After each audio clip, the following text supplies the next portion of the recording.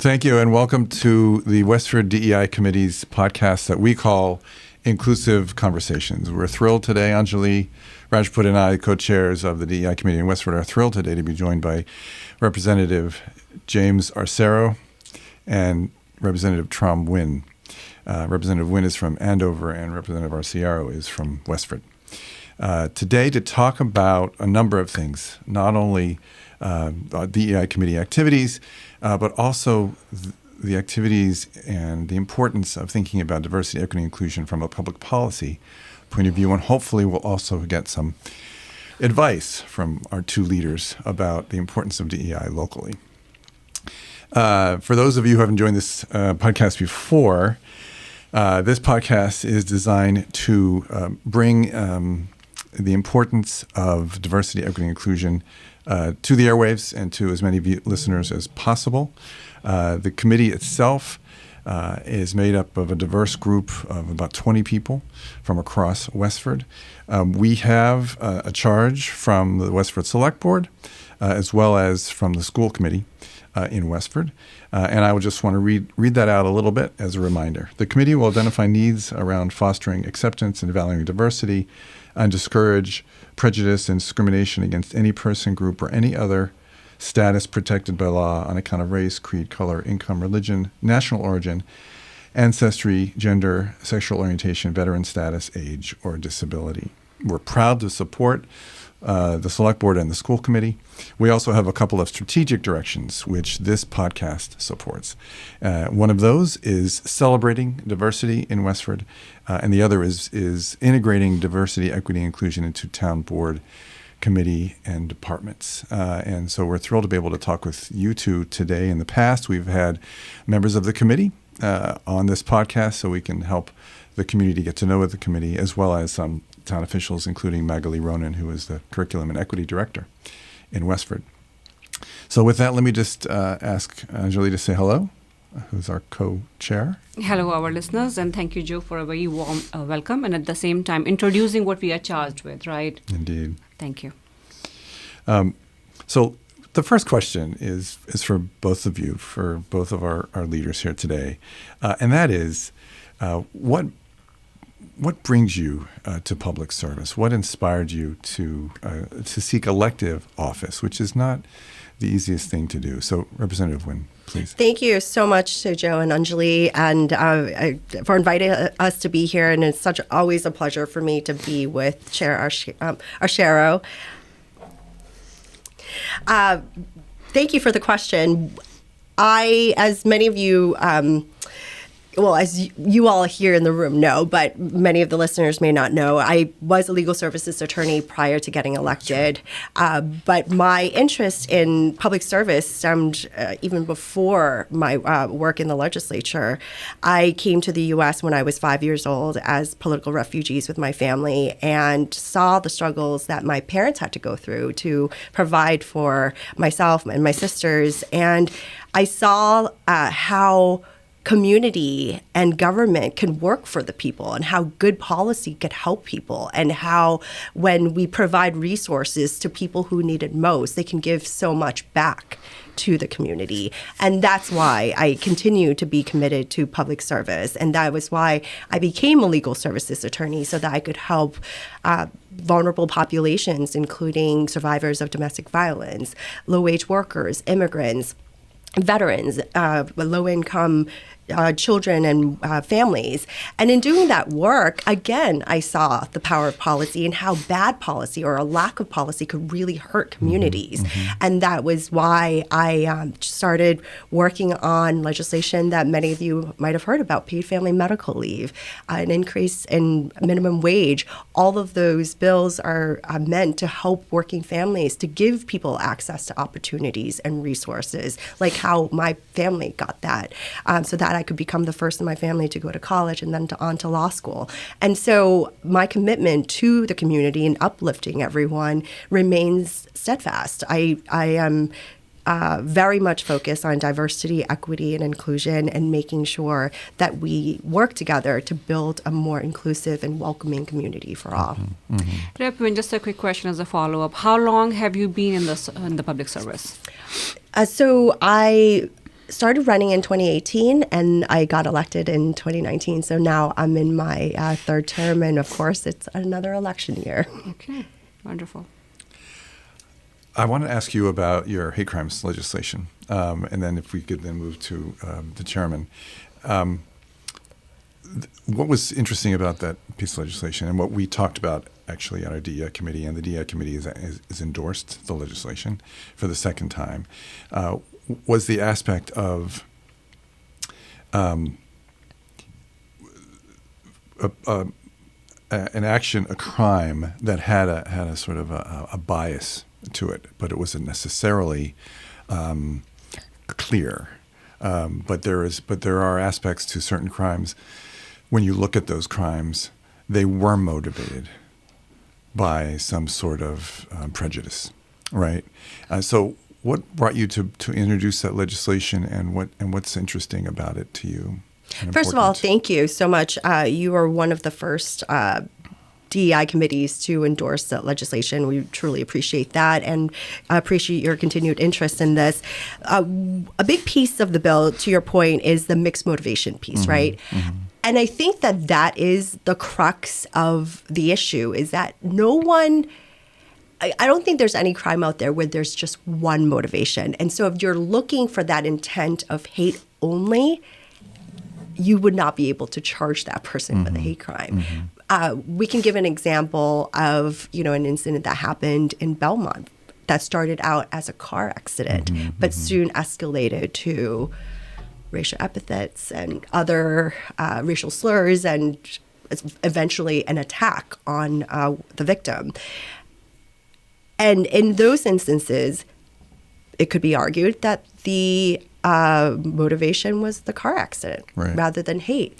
Right. And so we want to address those gaps in the law to allow for such crimes to be prosecuted so that perpetrators can be held accountable, and that we can send a clear message to the victims and their entire communities, because we all know hate crimes are not just crimes against the individual. It's meant to terrorize entire communities, to make them feel less than and othered. And so we want to send that clear message that hate would not be tolerated here in the Commonwealth. And that we want to be able to protect those who need the most protection. And I think the one other important aspect of the bill that I want to mention is to expand the list of protected characteristics. Right now we're missing sex and gender, but we're also missing ethnicity, immigration status, and gender expression. And I want to emphasize the immigration status piece too. We've seen instances where people have been attacked for speaking a different language. And you may not know if they're a different ethnicity or otherwise, but they are being attacked because they are immigrants. And that's very personal to me as a refugee and an immigrant. And I want to make sure that those types of crimes are being prosecuted, and that we take them seriously. Just a quick follow-up question on that. For a general public to understand, where does the bill stand today? What's the status of it, right? And at the same time, if anyone wants to read more on this particular issue, the history, the future, what the current plan is, where are the resources, where one person can go and read more? So this is a two-part question. Thank you for the question. I think that the best way to support this type of legislation is to, I think, support support the legislature in addressing this overall. It doesn't have to be my particular bill. The great news is that if you look in the Judiciary Committee, there are several bills that have been filed to address hate crimes. And I can say that I'm supportive of all of them, because the idea is to address hate crimes. Correct. I don't need it to be my particular bill, but I want people to give their opinion that this is something that they care about. The impetus for me filing this bill with then Attorney General Maura Healey and now our governor was that we saw what happened in Atlanta with the Atlanta shooting that resulted in 8 deaths, 6 of whom were women of Asian descent. If that were to happen here, how can we hold the perpetrator accountable? And my biggest fear from when that happened was that it was going to be just one news cycle, that we would only care about hate crimes because that was the news of the hour. And I want the conversation to continue. And so what we need from all of you is to keep that conversation alive. Let the legislature know that you care about this issue, that we want to work with the Judiciary Committee, with leadership on finding a path forward. There are many things in the bill, and there could be many conversations as to finding that middle ground. How do we proceed together on this? And that's how you could help us move these bills ahead. And all the bills are available on the legislature's website. It's such an interesting way to think about it. We know that there's structural inequity, and creating a framework, a legal framework to protect people is one way to address the structural challenges that we face when it comes to diversity, equity, and inclusion. Another way is through programs that support, for example, affordable housing. So wanted to ask you, Representative Arciero, what brought you to public service, and then a little bit about your work as the chair of the Housing Committee. Well, interesting enough, I grew up in Westford. I grew up here, and certainly it is a town that's changed quite a bit since I was in high school and I graduated a long time ago at Westford Academy. It was about half the size and predominantly white, not very diverse. And I would think growing up, especially in the suburbs in the 80s and into the 90s, I certainly felt that we lived in a bubble. And I certainly know that our leaders, our individuals that are here that believe in public service, they really are enhanced by the citizenry that are here, that are diverse. If you've noticed, in the last 10 years, we've seen such a generational shift that I've seen more sort of a transient world, and this town is no different across the Commonwealth, that folks are really from everywhere now. With the global economy, with technology being a lot easier to be able to communicate and to do our jobs. So growing up in Westford, interesting enough, it wasn't until I started to do more work in the space of CPAC and dealing with individuals with developmental disabilities. I grew up with dyslexia and ADHD. And interesting enough, I look back at it now as it was an ability and not a disability. And why is that? Because I feel as though keeping that inside. Now, remember, this is the 80s and the 90s. So I vividly remember my mother coming to Robinson School and meeting me at the nurse's office to give me Ritalin when I was in third grade, and being ashamed of it, being ashamed that I had any sort of a disability or that I was different from others. But with this time too, there wasn't as much support, understanding, and I kind of lived in the shadows. My best friend that I grew up with, I had dinner with a week ago, and it was the first time I ever told him. And so what does that mean? It really shaped who I am, because I guess I always had that mentality that if you have the ability to help people, you can make a difference, and you can actually harness your skills to do that. Now, what does that mean? Well, I think growing up with a disability, you sharpen and heighten all your other skills that you have, your listening skills, your ability to analytically sort of assess situations. So at a young age, that really built who I was. But interesting, it was so internal. It wasn't something I ever talked about. Now, my brother, I have an older brother, older sister. I would say that it was tough to live up to those expectations. My brother's a surgeon. My sister was a New York Times children's book illustrator. And so there was always that pressure. But being the youngest as well, I think it drove me to work with other folks, with other individuals within my community to make a difference. And it wasn't until I would say, scratching and clawing and not doing well in your SATs, which there was no sort of time frame they would give individuals at the time. I struggled in high school. I was I would say I was a solid 80 student. I'd say a B- student, right? with a lot of help, etc.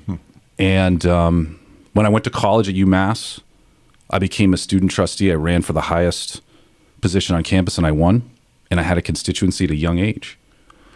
And graduated college, and I knew what I wanted to do. I knew that if I could have the opportunity to serve the public, to work with diverse groups to achieve, issues and goals that were bigger than us, that was something I was interested in. And that kind of shaped who I am. I would say having a military family, having been an Eagle Scout in this town, I had those I always call them the sort of Norman Rockwell values at a young age. But the world was in a bubble too. I felt my world was in a bubble. So when I went to school, when I did my internship in Washington, D.C. with Congressman Barney Frank, I learned a lot about myself and what was achievable. And I think running for student government office and then graduating from college and knowing what I wanted to do really set the goal for myself. And elected office in the legislature was something I knew I could make a difference.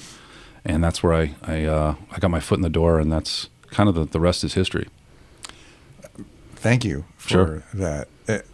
Thank you. I'm a little speechless. I didn't know all of that about you, so thank you for Certainly, sharing. Yeah. I also want to say that I imagine that experience has certainly enhanced your empathy when it comes to the challenges that we all face. Based on background or just what we face as folks who might have experienced feeling like the other. So, again, thanks for sharing that.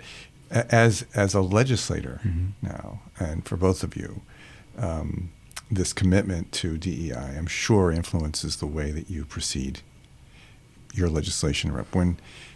And now you as chair of the Housing Committee. When we started the DEI Committee, some of us were able to visit with some of the other committees in town. I went to visit the Affordable Housing Committee. And when we talked, I said, developing affordable housing is an act of diversity, equity, and inclusion, is an act of equity.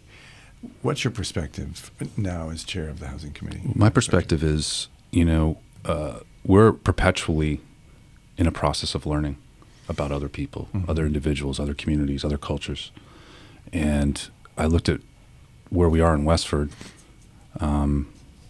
certainly a little more well off than other towns, and certainly have a different perspective, although we're much more of a transient town than we used to be before. I would even consider us, I've said this on the show before, almost a Boston suburb.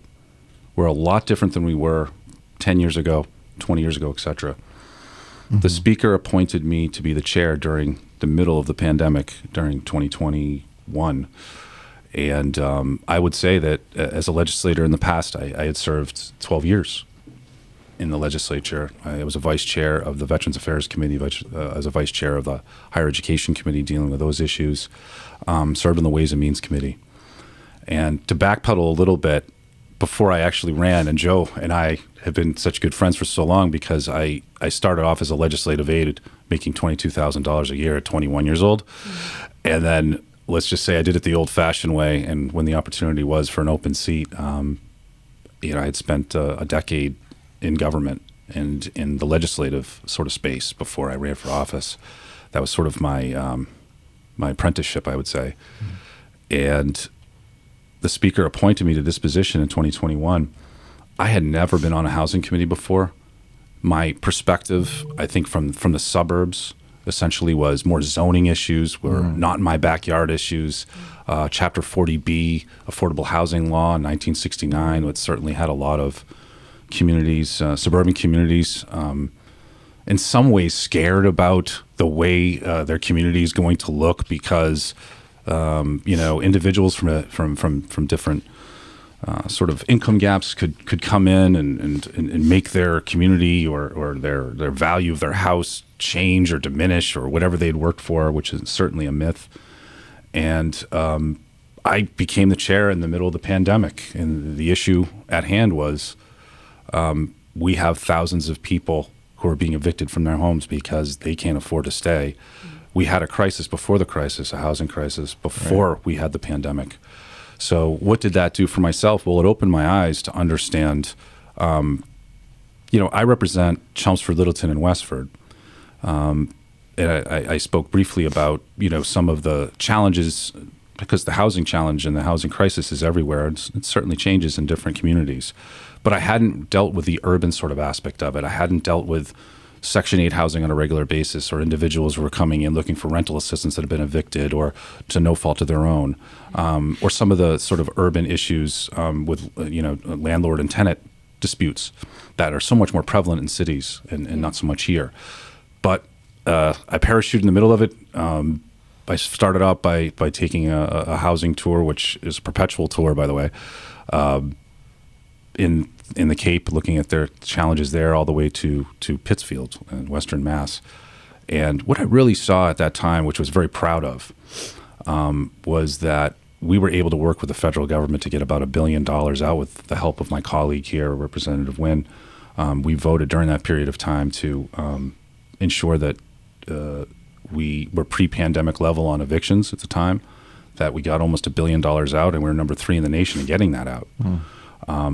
But we saw how individuals without those sort of legal guardrails or having that representation in housing courts and understanding how to navigate that system. I think my colleague knows very well of the public advocacy she's done in that space for individuals who couldn't represent themselves or actually know how to navigate the system. We saw a lot of individuals for no fault of their own getting evicted during the pandemic because they didn't have the access to counsel. Yeah. And that's something that we're working on now. That's part of this larger bill that we're moving forward that the governor had filed just this session, or I would say this session, but last year of this session. And that particular bill, we had a hearing on it. It was 11 hours long. I chaired 10 hours and 45 minutes of it. I did go to the bathroom and get something to eat. But it was one of the longest, and it was really eye-opening because this particular bill, it's $4 billion housing bond bill.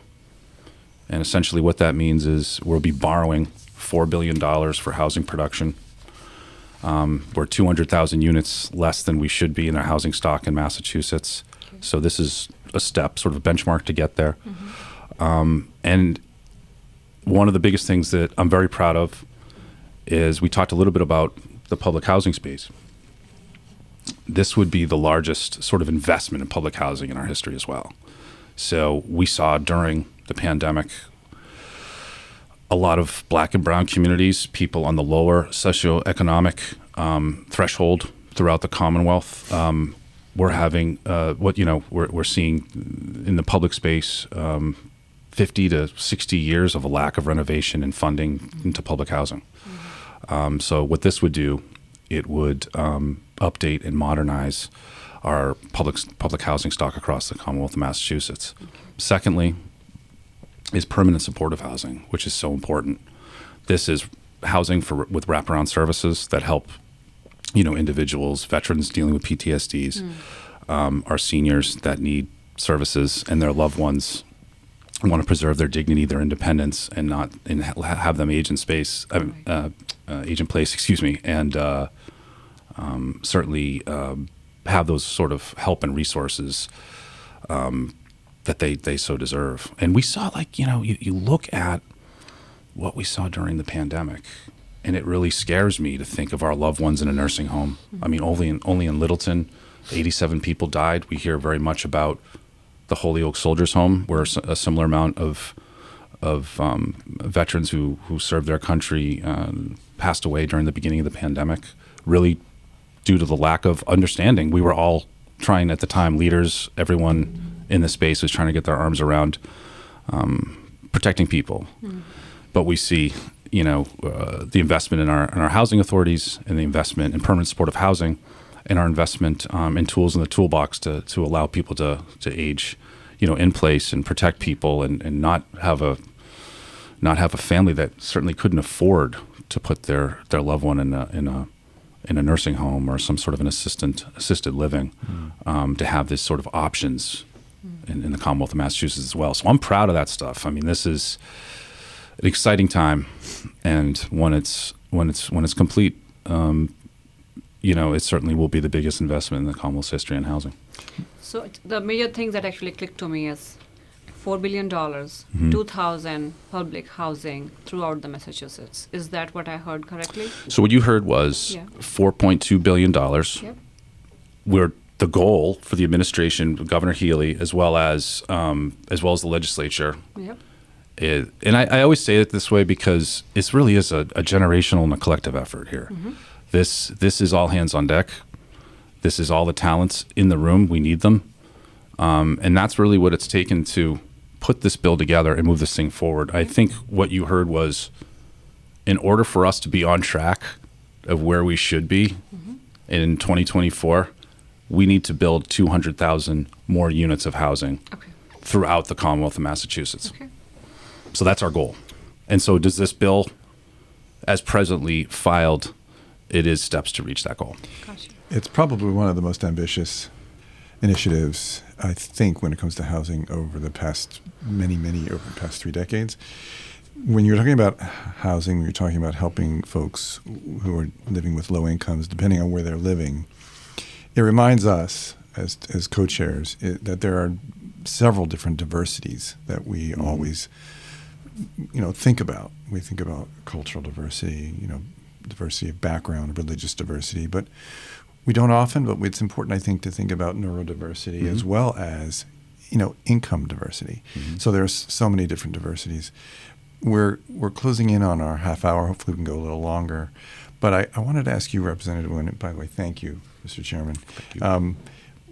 What is your take? What is your advice to a committee like ours, a Diversity, Equity, Inclusion Committee in a town like Westford, which, as you point out, is growing, is becoming more diverse, and much more diverse recently than I think in 10 years ago.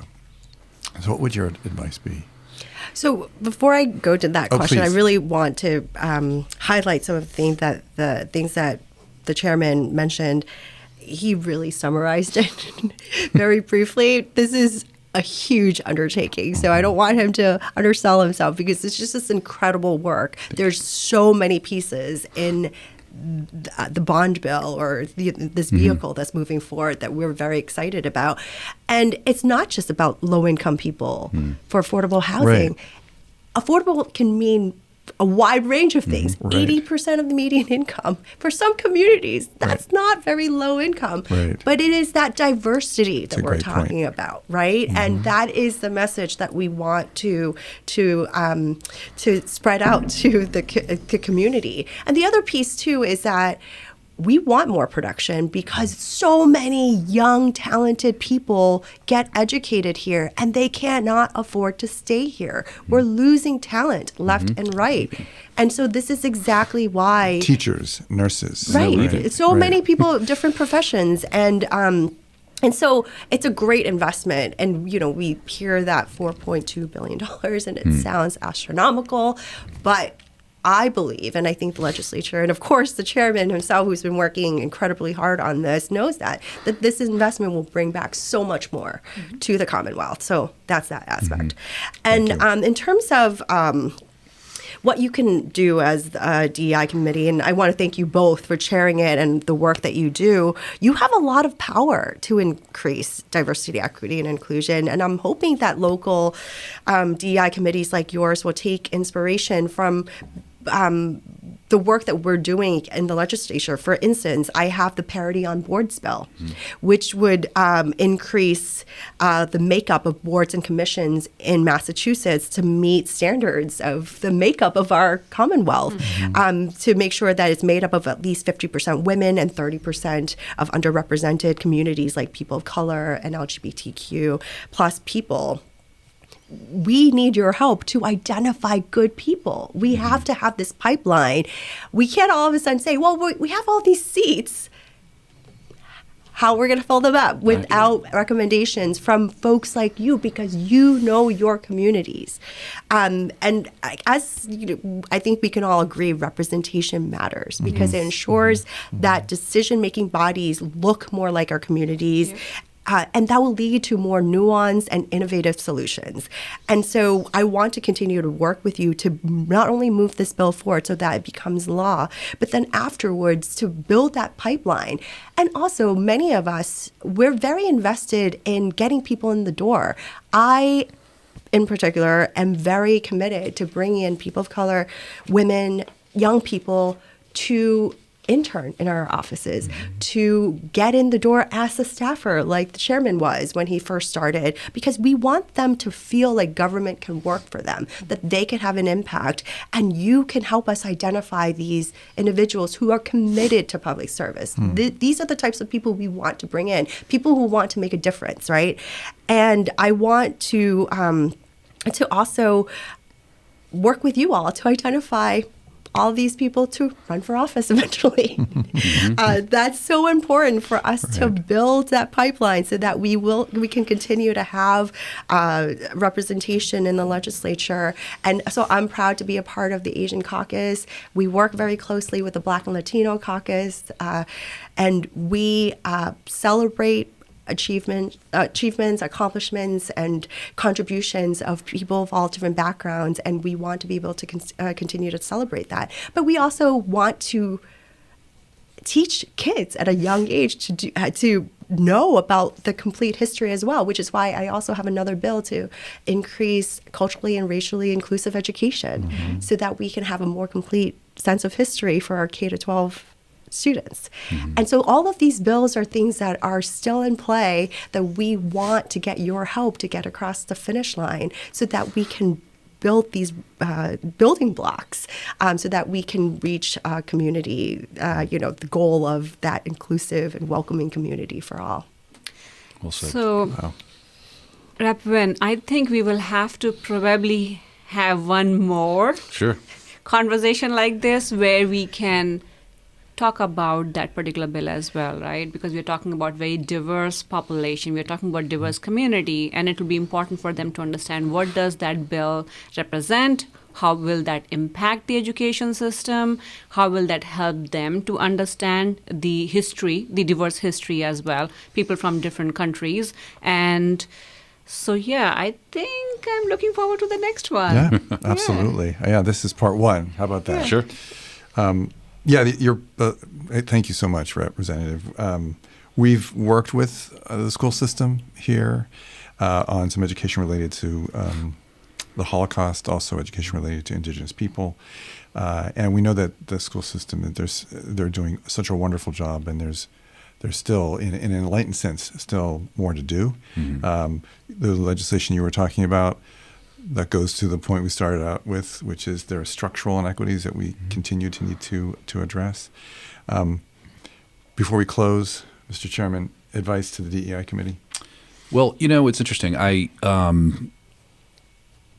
We all went through a very difficult time, I think, in our country with the death of George Floyd, with a very divided country. I think we all looked inside ourselves during that period of time and moving forward in best practices and thinking about what was positive about the conversations and uncomfortable conversations we've had the last 4 or 5 years and building on that. And I feel, I guess my fear is being someone who's been in elected office for 16 years. I've also seen things come and go.